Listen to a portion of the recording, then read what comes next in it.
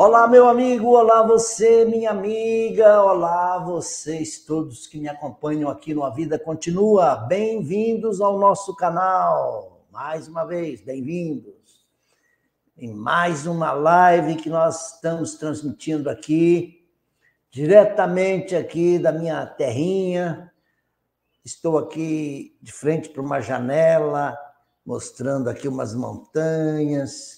É o circuito das águas, e parece que vem chuva aí, chuva ou frio. Hoje, 23 de agosto, bem-vinda à primavera? Não, ainda não. Deixa para setembro, aí ela vem, não é? Nós estamos ainda em agosto e vamos curtir esse inverno ainda, mais um tempinho. Mas, o que eu queria dizer para vocês hoje? É que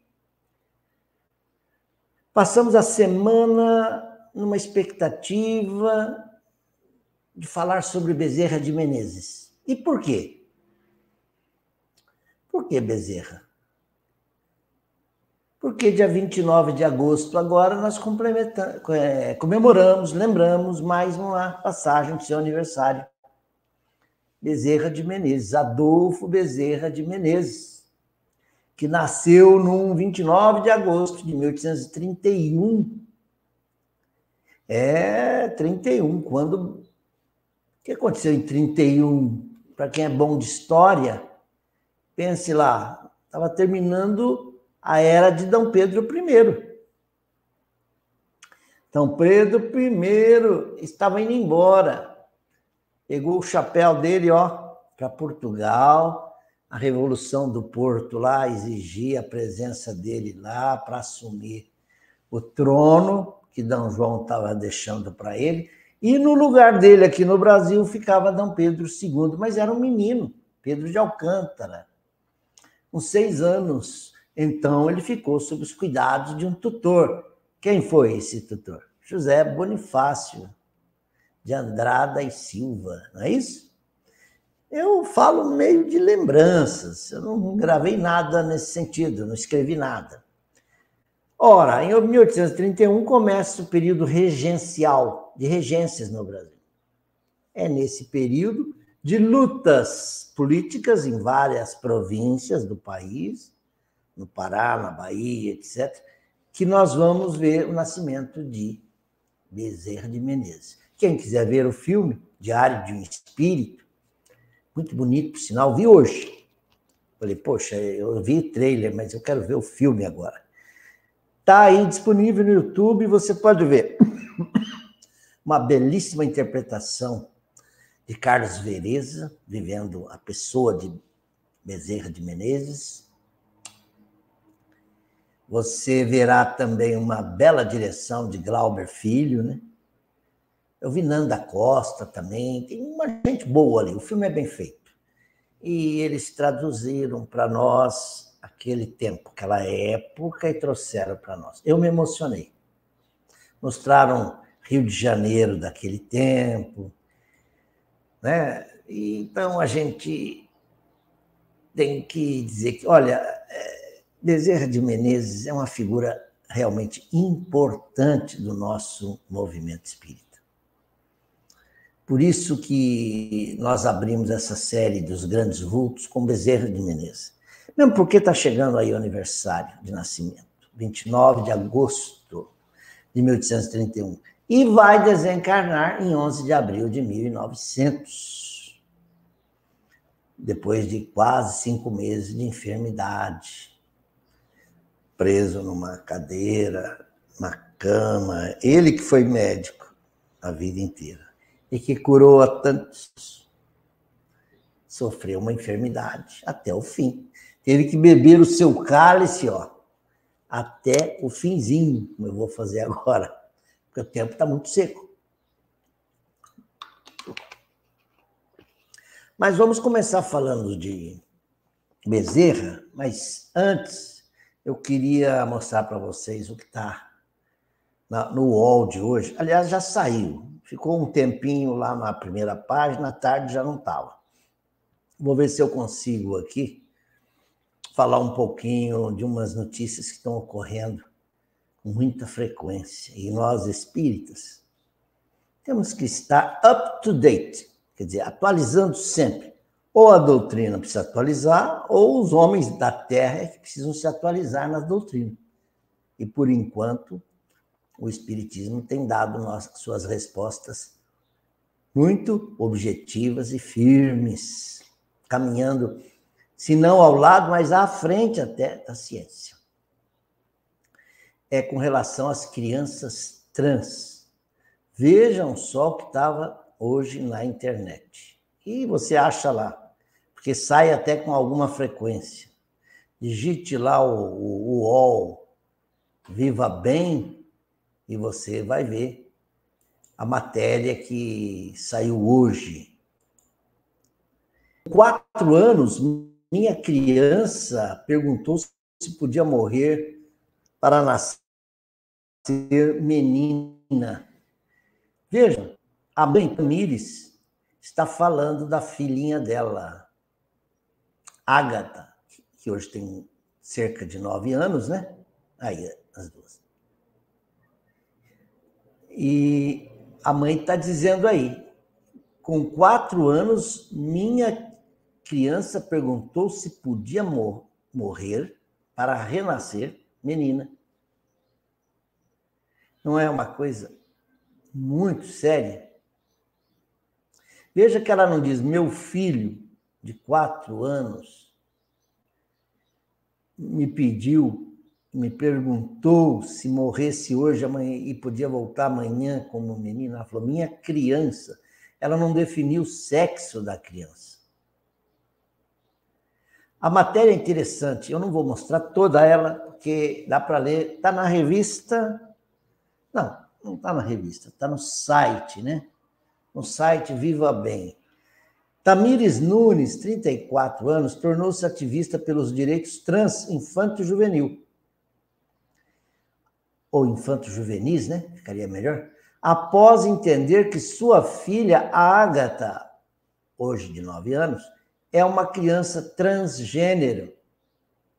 Desde os 3 anos de idade, a criança lamentava, a criança, por não ter nascido menina. Chegou até mesmo a questionar a mãe se, caso morresse, no outro dia poderia nascer mulher. Vamos ler mais um pouquinho? Tamires relata que o processo de entender que a filha estava infeliz com o gênero que foi designado a ela no nascimento não foi fácil, mas a luta para que ela possa ser quem é tem sido recompensadora quando ela percebe que tem em casa uma criança mais feliz e pronta para lidar com o mundo após passar pela transição social. Eu só vou ler esse trecho aqui e volto para a nossa tela. Com pouco mais de 2 anos, minha filha já demonstrava ser uma criança com um desconforto muito grande, com tudo que era muito tipicamente masculino. Ela tinha um desconforto com tudo aquilo que era tipicamente masculino. Por exemplo, brinquedos. Traz uma bola, uma chuteira, ela não queria. Roupas e personagens de desenho, de super-herói, ela queria coisa de menina. Ela não gostava quando falavam que era muito parecida com o pai era homem, que ia ser bonita, como o pai era bonito, ela chorava. Vejam vocês,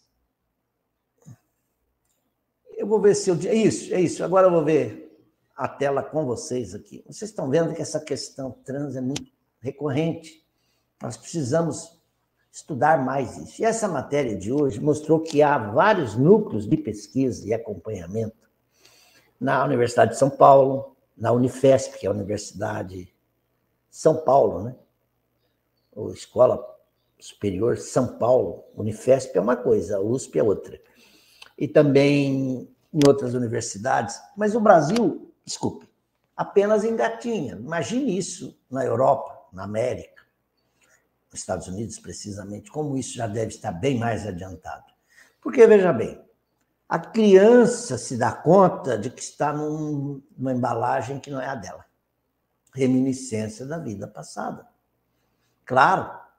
Agora, a questão espírita, como fica? Questão 201. questão 200 do Livro dos Espíritos, eu trouxe aqui, como é que a época de Allan Kardec, o que é que se dizia? O espírito escolhe o sexo em que vai nascer? Eu falei na live passada da menina Maitê. Eu não pude mostrar na hora, que meu celular estava reiniciando, mas é que eu não gosto de ficar passando vídeo aqui. Eu gosto de falar as coisas naturalmente. E a Maitê disse para a mãe, mamãe, eu tenho a outra família, lá eu nasci menina, aqui nasci menina de novo. A outra família? Lá eu tinha cabelo preto, eu não tinha irmãozinho, não. E esse nome eu escolhi, Maitê, eu que escolhi o nome. Realmente, essa menina está falando, e ela vai continuar falando, e o vídeo dela vai continuar viralizando. Não faz muito tempo, mostrei aqui também o Davizinho, o Dr. Mirim. Ele agora já ganhou um corpo humano, um protótipo de corpo humano, onde ele pode mexer.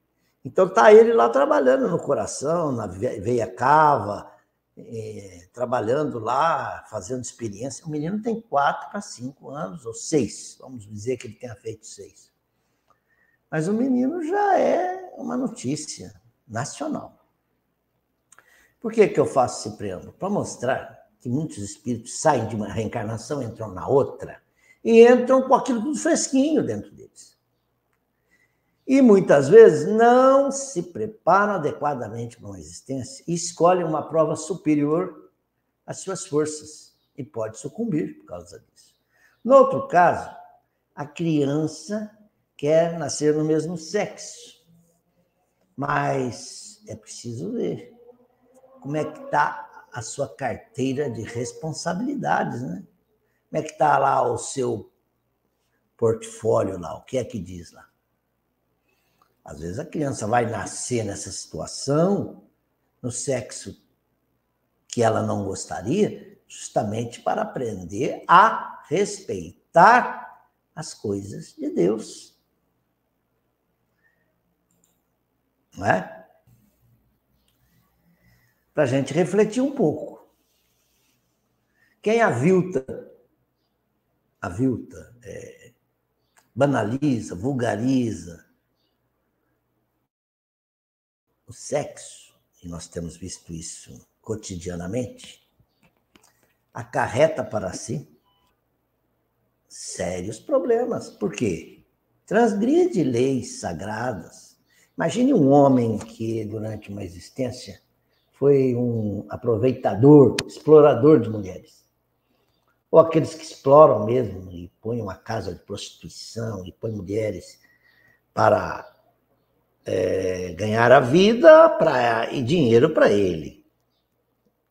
Que fazem das mulheres uma mercadoria, que escravizam mulheres. Esse homem pode nascer mulher, e aí? É uma prova belíssima. Ele vai falar, puxa, estou sentindo na pele o que eu fiz a outrem. É uma forma dele se corrigir, se melhorar. Então, meus amigos, o espírito, quando está consciente na erraticidade e vai reencarnar, para ele, pouco importa em que sexo ele vai nascer. O que ele quer é dar um passo à frente e limpar aquela nódoa que ele traz no seu perispírito, na sua consciência, que aquilo que é um tormento, ele fala, não, eu preciso reparar o que eu fiz. Então, o que ele quer é prova que eu preciso. A de mulher, certo, vai lavar bastante roupa e vai ser muito humilde, dona de casa, vai suportar um marido machista. Tá bom, me dá essa, é isso que eu mereço, eu quero. Agora, muitas vezes, o espírito escolhe, mas na hora H não dá conta. Não dá conta. E aí vem os transtornos sexuais, que têm um fundo com os seus problemas passados. Veja o caso dessa garota, dessa criança aí que se chama Ágata, mas ela tinha outro nome, a mãe não disse que nome tinha ela antes de ser Ágata. Mas a mãe percebeu que era uma criança que já estava denunciando que aquele corpo não era bom, ela não quer, ela chorava. Imagine, você dá um brinquedo de menino para ela, fala, não, eu quero uma boneca. Olha, nós temos vivido isso mais frequentemente do que nós imaginamos. Esses casos, quero dizer, são mais recorrentes do que nós podemos imaginar. Então, é preciso entender que essa questão de gênero não é modismo político, não é estardalhaços aí que estão fazendo, que estimulam as crianças na escola a ser gay, coisa do tipo. Não. Eu posso dizer a vocês que já presenciei casos de crianças que, muito pequenas, já manifestam uma propensão para um perfil feminino ou masculino, estando ela numa conformação biológica diferente. Então, nesses anos, daqui para frente, nesse século, nós vamos ter que estudar muitos casos.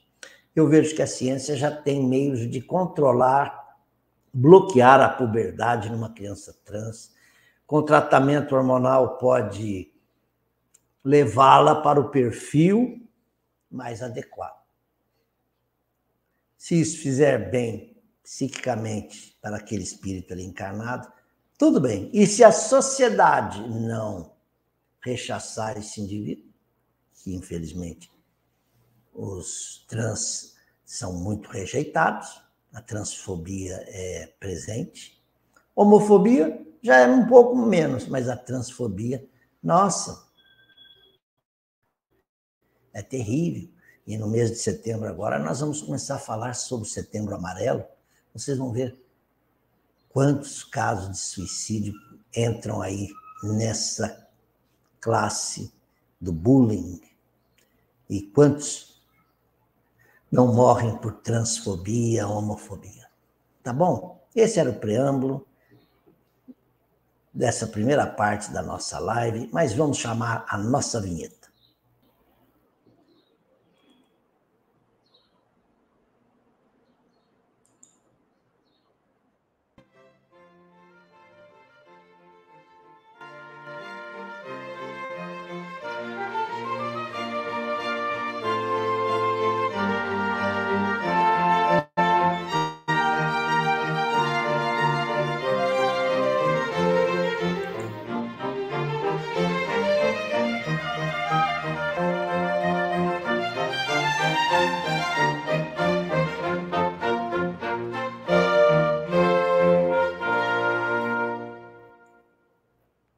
Muito bem, amigos, eu quero lembrar que hoje nós estamos homenageando o aniversariante do mês, Adolfo Bezerra de Menezes Cavalcante.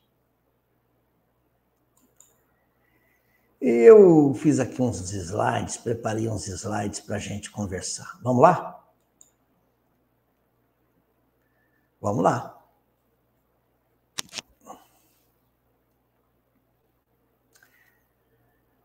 Adolfo Bezerra de Menezes Cavalcante. Opa, essa vírgula aí não tem, hein? Eu detesto uma vírgula fora de lugar. É que eu ia pôr aqui, nascido em 29 de agosto, essa vírgula aqui não tem. Adolfo Bezerra de Menezes Cavalcante nasceu em Riacho do Sangue, Ceará, hoje município de Jaguaretama. Estudou e viveu no Rio de Janeiro, quer dizer, o curso superior foi no Rio de Janeiro, e onde veio a desencarnar em 11 de abril de 1900. Então, em 2000, nós tivemos centenário da morte de Bezerra. Se não me engano, foi aí que veio o filme O Diário de um Espírito, com o Carlos Vereza, que é lindo, está disponível nas plataformas. Ele foi cognominado médico dos pobres, porque atendeu a pobreza.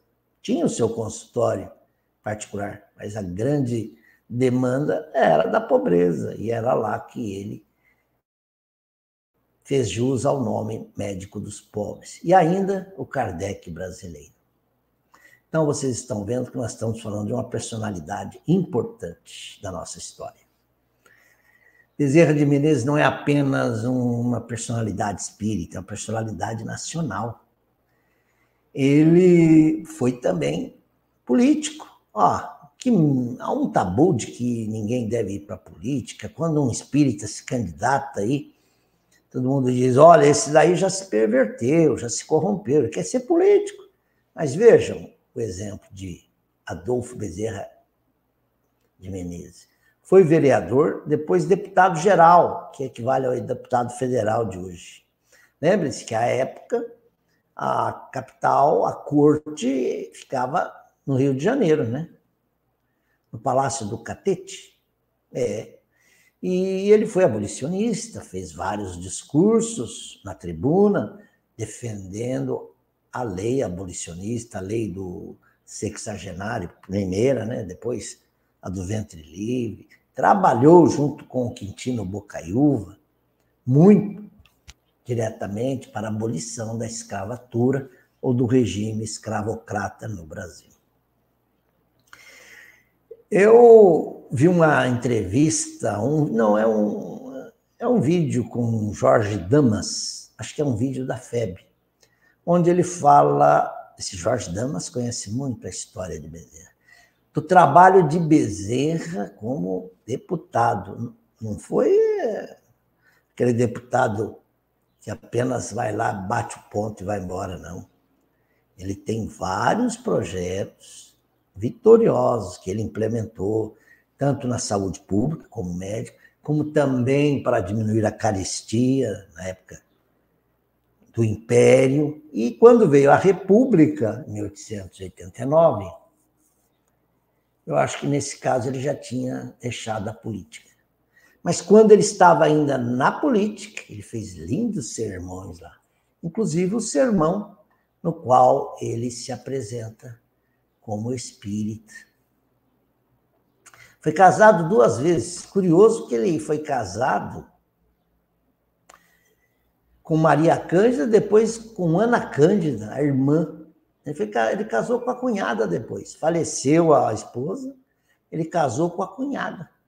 Teve uma prole numerosa, são muitos filhos, como ele também vinha de uma família numerosa.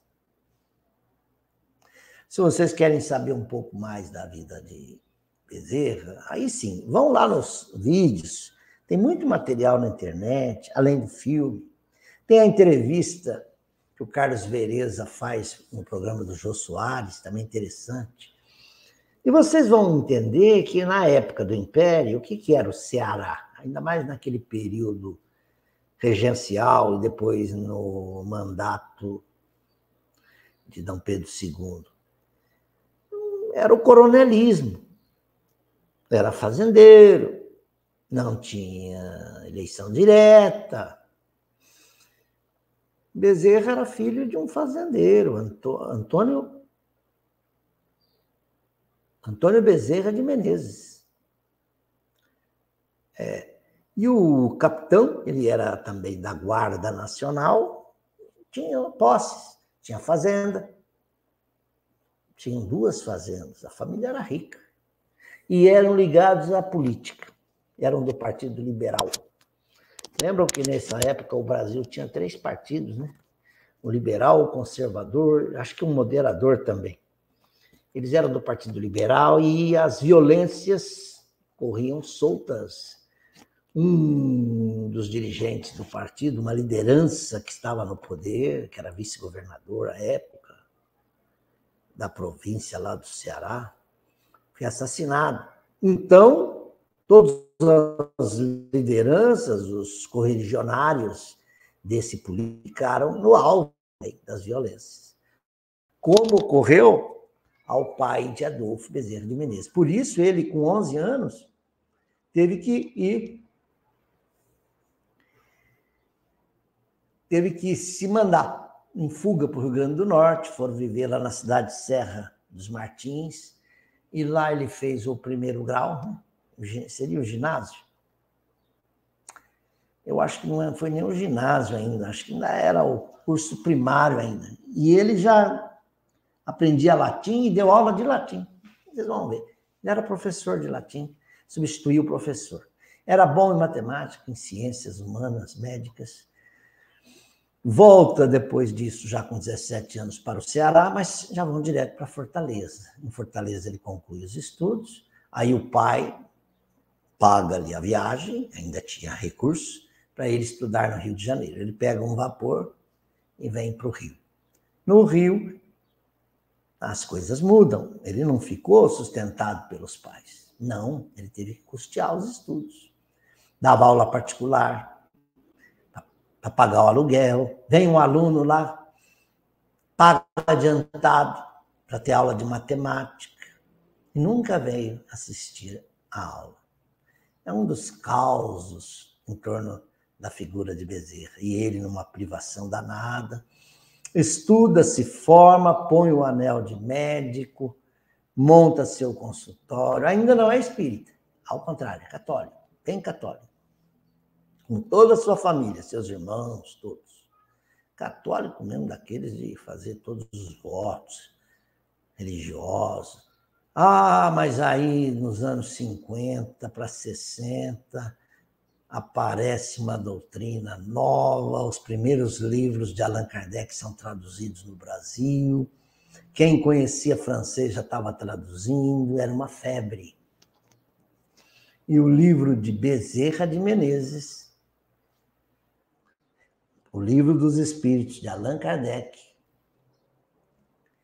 cai na mão de Bezerra. Não sei quem presenteou, não sei quem foi, não me lembro se foi um amigo, mas se foi o professor dele lá da Academia de Medicina Imperial. Bezerra pegou o livro dos Espíritos e no bonde ele já começou a ver o livro e não parou. Ele queria ler e ler e ler mais, e aqueles dogmas católicos que infernizavam a cabeça dele, que deixavam um monte de perguntas sem resposta. O Espiritismo foi solapando um a um e foi trazendo essa verdade cristalina e ampla que todos nós sabemos que é. É Bezerra. Bezerra, então, se converte ao Espiritismo e começa, desde então, a trabalhar num centro espírita, e começa a ler obras espíritas, escrever obras espíritas. Bezerra escreveu A Loucura sob um Novo Prisma. Eu li esse livro, me esclareceu muita coisa. Era uma época que eu estava enfrentando problemas desse gênero na família. Mas a vida de Bezerra, eu não vou esgotar aqui, mas eu quero dar umas pinceladas apenas, se tornou patrono. O nome Bezerra é patrono de centro espírita, educandários, aí, ó, hospitais, institutos. Aí, Rio de Janeiro daquele tempo, como era. Olha lá o bonde. Tinha bonde. A eletricidade ainda ia chegar. Veja, essa aqui será que é a avenida? Eu ia dizer Getúlio Vargas, não pode ser, né? Mas a história de Bezerra foi demais. Ele tem belas histórias mostrando que ele é um homem muito caridoso. Caridoso a ponto de comprar os remédios dos seus pacientes. Ele falava, vai na farmácia, pegue meu nome. Foi uma moça lá, vai na farmácia, vai lá, fala com fulano que ele te dá o remédio, depois eu acerto lá. E esse caso que me emocionou muito é o caso... Ainda não vou entrar nesse. É o caso da moça que está no filme, acho que é a Nanda Costa que faz esse papel. Faz uma consulta com o Bezerra, o doutor Bezerra passa um remédio para a criança, aí a mãe fala, me desculpe, eu não posso comprar esse remédio. Ele diz, vai na farmácia tal, pode pedir lá em meu nome, vai. A moça vai lá, tímida, entrega a receita, o médico já vê quem assina, fala de novo. Esse homem já tem uma conta pendurada aqui que não é pequena. Bezerra. Olha, minha filha, desculpe, mas Eu não posso mais vender remédios a nome, a mando do doutor aqui, Adolfo. Eu não posso, porque a conta dele aqui... Ela falou, mas como você pretende pagar? Ela falou, não, ele mandou isto. Entregou para um farmacêutico o anel de formatura. Aquele anel bonito, cravejado, de brilhantes. Eu não sei como é que é esse anel, quanto custaria um anel desse. Mas o farmacêutico pegou aquilo. Sem contar outros casos. Uma pessoa pede ajuda, está desempregada, ele faz, vai para casa, dá um abraço na sua mulher, fala que fui eu que mandei. E estava chovendo, ele tira aquele palitozinho dele surrado e fala, veste isso e vai. O homem volta uma semana depois para agradecer, devolver o paletó, está empregado e a vida melhorou para ele. São alguns dos casos que me recordo agora. Divaldo conta muito, o próprio Chico conta, porque a figura de Bezerra está disseminada aí. E ele, tendo desencarnado, preferiu continuar trabalhando aqui no Brasil. Dizem aí as tradições que ele teria já um passaporte, como é que a gente chama? Passaporte, o sinal verde para ir para outros planetas melhores que o nosso. Ele falou, não, me dê mais um tempo na Terra, principalmente na Terra do Cruzeiro. Então, nós temos visto Bezerra aparecer em muitas cirurgias. Inclusive, eu vejo uma senhora que era de família protestante, espanhola, é do meu círculo familiar, não vou citar o nome. E ela falou, olha, Bezerra de Menezes vai operar minha filha e... Não, ela contou assim, a filha com problema cardíaco. Aí no vídeo tem que pôr a mão do lado contrário. E era um problema. Ela falou, olha, me disseram fazer uma cirurgia espiritual, para minha filha ficar hoje deitada em casa, fazer uma dietinha, um lençol branco, um copo d'água na cabeceira, fazer uma prece antes, deixar o ambiente bem tranquilo, e que a equipe de Dr. Bezerra de Menezes ia visitá-la. Essa senhora, muito firme no que fala, muito corajosa nas ideias dela, eu não duvido nem um pouco do que ela contou, mesmo porque ela é insuspeita para falar. Ela disse que à noite, enquanto ela orava num quarto, ela sentia, ouvia do quarto da filha, já era adulta, hein? Uma pessoa adulta, o tilintar dos instrumentos cirúrgicos e o cheiro de éter na casa. Na manhã seguinte, a filha estava bem, aquela coisa. Foram depois no médico da Terra, no exame, para ver lá o acompanhamento, mostrou, ver as chapas, fez novos exames, observa, mas olha, o prolapso tal desapareceu. Onde nós deveríamos operar, não há mais nada a fazer.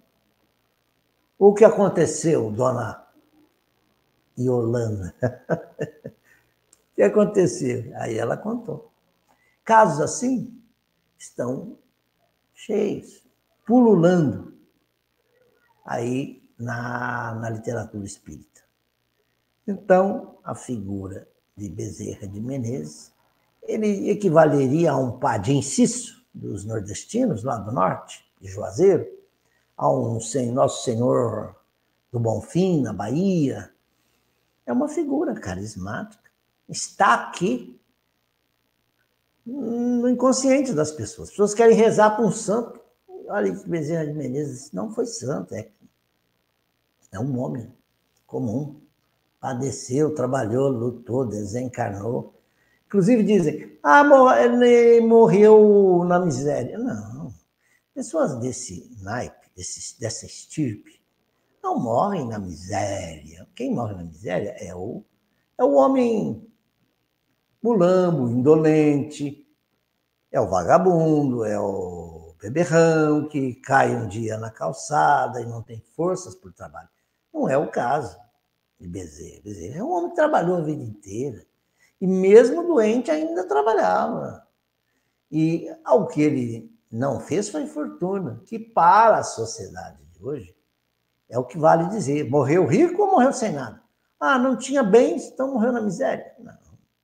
Chico morreu na miséria? Não. Ele tinha o de que precisava. Aquilo que estritamente precisava. Era um teto e o amor das pessoas e das muitas pessoas que o amaram. E o amam até hoje. Para terminar esta live, eu trouxe aqui um dos discursos que o Bezerra fez lá no Salão da Guarda Velha, está escrito aí, no Rio de Janeiro. Ele estava lá fazendo uma das suas exposições, e entre os circunstantes ali que estavam no auditório, tinha um amigo dele, amigo assim, né? Amigo não, era um amigo, um colega, né? Que admirava muito Bezerra, mas não esposava as mesmas ideias do Bezerra. Esse texto está no livro Estante da Vida, de Humberto de Campos, Irmão X, capítulo 21, se não me engano. Conta-se que o doutor Adolfo Bezerra de Menezes orientava, no Rio, uma reunião de estudos espíritas, com a palavra livre para todos os circunstantes. Ó, palavra livre. Quando, após comentários diversos, um falou, o outro, perguntou se mais alguém desejava expressar-se nos temas da noite. Foi então que, renomado materialista, seu amigo pessoal lhe dirigiu veemente provocação. Bezerra, continuo ateu e não somente por meus colegas, mas também por mim, venho convidá-lo a debate público a fim de provarmos a inexpugnabilidade de materialismo, ou do materialismo, contra as pretensões do espiritismo. Olha, era um materialista. Ele considerava o materialismo inexpugnável, quer dizer, imbatível. E previno a você que o materialismo já levantou extensa lista de médiuns fraudulentos, de chamados sensitivos que reconheceram os seus próprios enganos e desertaram das fileiras espíritas. E também daqueles que largaram em tempo o suposto desenvolvimento das forças psíquicas e fizeram declarações quanto às mentiras piedosas de que se viram envoltos, dos ilusionistas que operam em nome de poderes imaginários da mente. E com essa relação apresentaremos outro rol de nomes que o materialismo já reuniu. Os nomes dos experimentadores que demonstraram a inexistência da comunicação com os mortos. Ele está falando aí dos materialistas, dos positivistas, etc., dos céticos, dos sábios que não puderam verificar as fictícias ocorrências da mediunidade, dos observadores desencantados de qualquer testemunho de sobrevivência e dos estudiosos ludibriados por vasta súcia de espertalhões. Escreve bem o nosso Humberto, hein? Esperamos que você, continuou o cidadão, e os espíritas aceitem o repto, o desafio. Bezerra concentrou-se em preces alguns instantes e, em seguida, respondeu, aliando energia e brandura. Aceitamos o repto, o desafio, mas tragam também ao debate aqueles que o materialismo tenha soerguido moralmente no mundo. Os malfeitores que o materialismo tenha regenerado para a dignidade humana. Os infelizes, os quais haja devolvido o ânimo de viver. Os doentes que o materialismo conseguiu, os doentes da alma, que o materialismo tenha arrebatado das fronteiras da loucura. Aquelas vítimas de tentações escabrosas que o materialismo haja restituído a paz do coração. As mulheres infortunadas que o materialismo tem arrancado ao desequilíbrio. Os irmãos desditosos de que a morte roubou os entes mais caros, a cujo sentimento enregelado na dor o materialismo tenha estendido o calor da esperança. Quer dizer, e tragam também aí aqueles que falam assim, ó, graças ao materialismo, por ser materialista, eu resolvi tais problemas. Eu me consolei em tais situações. Quer dizer, o materialismo não é lenço para consolar ninguém. Ao contrário. E para terminar, a última lâmina de hoje. As viúvas e os órfãos, os companheiros da humanidade que aqui, ó, ainda é Bezerra falando. Então, traga as pessoas que o materialismo tenha tirado das valas, do suicídio, da amargura, da tristeza. Nesse ponto da resposta, o velho lidador fez uma pausa, limpou as lágrimas que lhe deslizavam no rosto e terminou. Ah, meu amigo, se vocês puderem trazer um só dos desventurados do mundo, a quem o materialismo terá dado socorro moral para que se liberte do cipual do sofrimento, nós, os espíritas, aceitaremos o réptil. Quer dizer, é o Bezerra falando. Profundo silêncio caiu na pequena assembleia, e porque o autor da proposição baixasse a cabeça, Bezerra, em prece comovente, agradeceu a Deus as bênçãos da fé e encerrou o encontro. E terminando com mais essa lâmina, nas muitas mensagens que Bezerra tem deixado psicograficamente ou através da psicofonia de Divaldo Franco, há muitas que estão aí difundidas. A gente pode voltar a falar dele na próxima live. Uma delas é essa. Sem Jesus, uma flor tem 1000 espinhos. Com Jesus, um espinho tem 1000 flores. O mundo está repleto de ouro. Ouro no solo, ouro no mar, ouro nos cofres. Mas o ouro não resolve o problema da miséria. Quando a caridade é muito discutida, o socorro chega tarde. Tá bem? Então, meus amigos, por hoje é tudo. Vocês querem que eu cante? Ah, bom. Se querem que eu cante, ninguém pediu. Mas eu vou tentar colocar uma música aqui para a gente encerrar, tá bom? Já que nós vimos o Rio de Janeiro ali, final dos anos 1890, 1910, eu vou tacar Noel Rosa. Chorar não. Chorarão a minha morte. Tive flores, tive velas, tive até fita amarela e distinta inscrição. Quem disse que eu morri não conhece a eternidade, pois quem tem vida não morre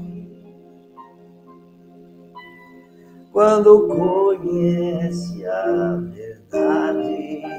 Falou, Noé!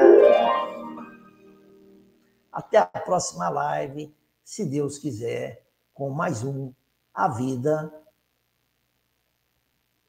Continua. Tchau!